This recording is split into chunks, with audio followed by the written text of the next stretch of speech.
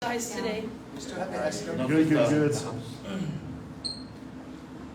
Yeah, since we're in the picture, can I get everybody's name, please? From left to right, please. Lieutenant Mike Archangel, Lieutenant Stephen Mills, Captain Kim Santos, And so Sergeant Zama, this is your CID group here? Sergeant A.R. Santos, Angel Santos, Sergeant F.M. Santos. Frank Santos. Captain Jordan Zama, Sergeant Ken Chaffers from the Marshals. Thank you. So Captain Lizama is with SOD.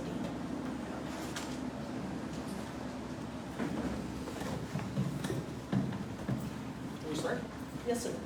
Oh, you started? No, I thought you said can we start? I thought we started.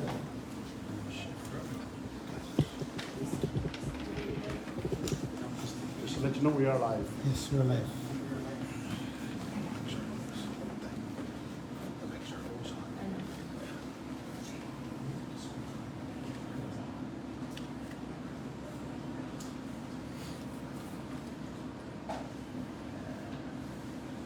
Stand by, stand by. Are those-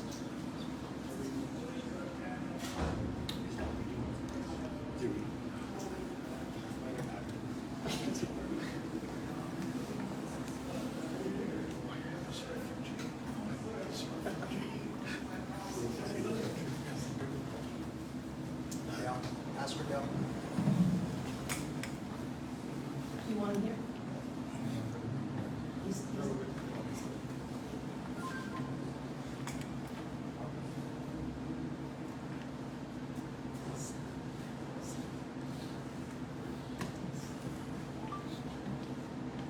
Good afternoon, everybody.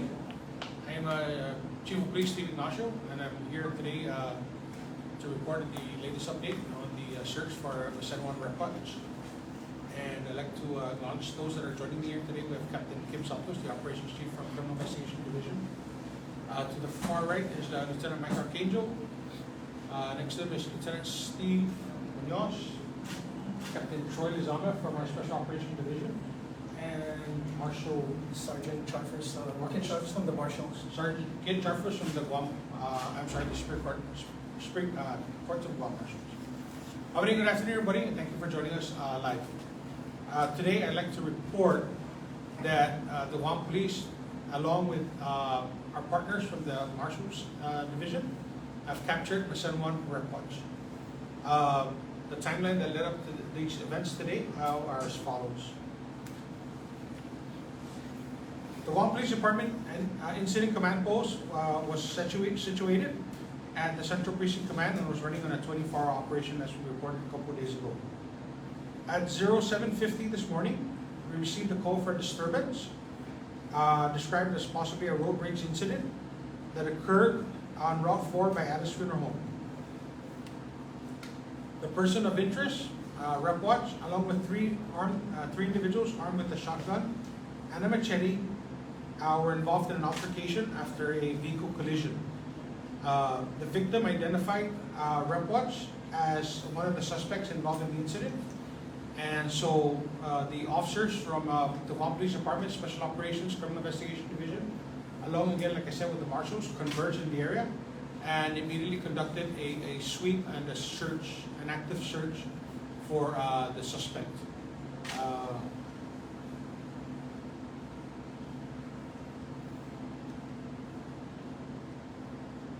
And then shortly after 11:25 a.m. this morning, all of the officers, along with the marshals again, converged in the residence, at which time he was brought into custody. So I'd like to thank, of course, all of our partners in the law enforcement community, to our residents, the community at large, for their cooperation and assistance in bringing these people into custody.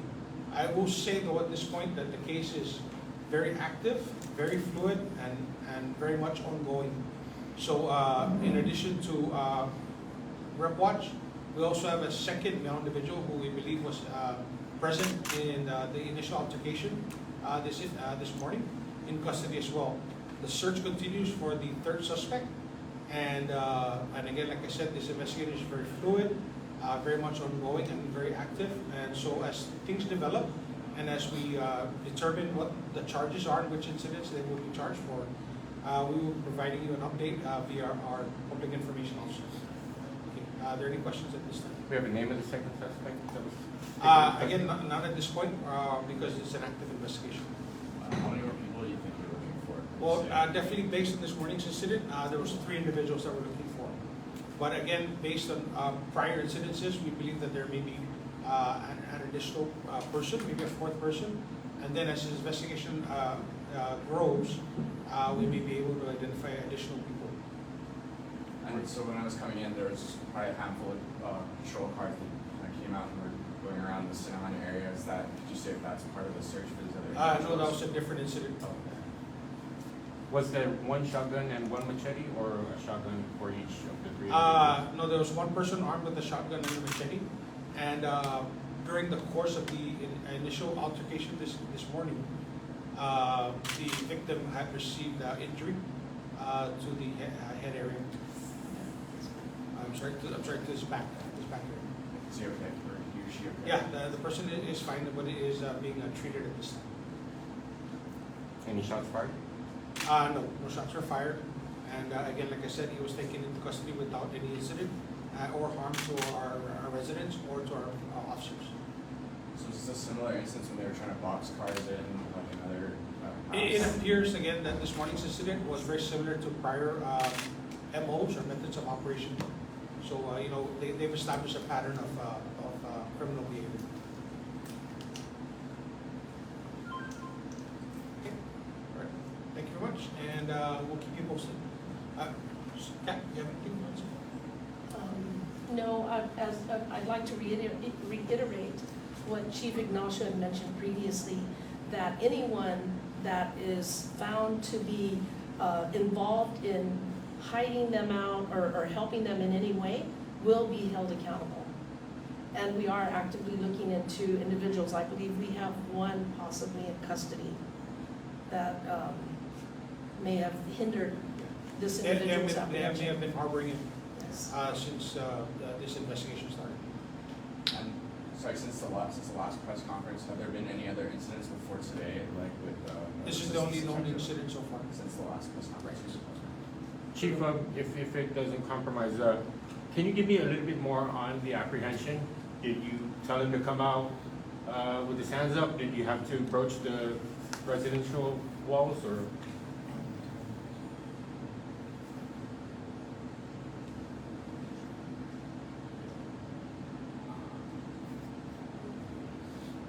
Yeah, it appears that we were able to flush him out from the jungle area. And if I may say that, it also some of the residents in the village helped us out, because our officers, sergeants that I have here, were doing a neighbor's check. And they said, yeah, we saw the guy go in to his residence, and that's why we converged on the residents. And we tactical approach, which was very effective. We had officers waiting at the rear side of the residence, and sure enough, he took off out the back door at where he was apprehended by the 2 sergeants we have here. But it was a collective effort between the Judiciary of Guam's marshals and the Guam Police Department. As much as you said the public was in imminent danger before his capture, are we that much more safer now that he and 1 other are in custody? Well, I think we've removed the main threat off the streets. And but we do recognize that there may be other accomplices. And again, as this investigation develops, should we feel a need to alert the public that they need to be wary of another maybe dangerous person as well, in addition to Repwak, we will of course provide that information out. We want to keep our community safe as well, but also informed as to what was developed in our investigation. Thank you. Okay. People should still take precautions, because the other individuals involved with him have not yet been apprehended, and we are actively searching for them. Great. Thank you very much, everybody. Have a good day. Thank you.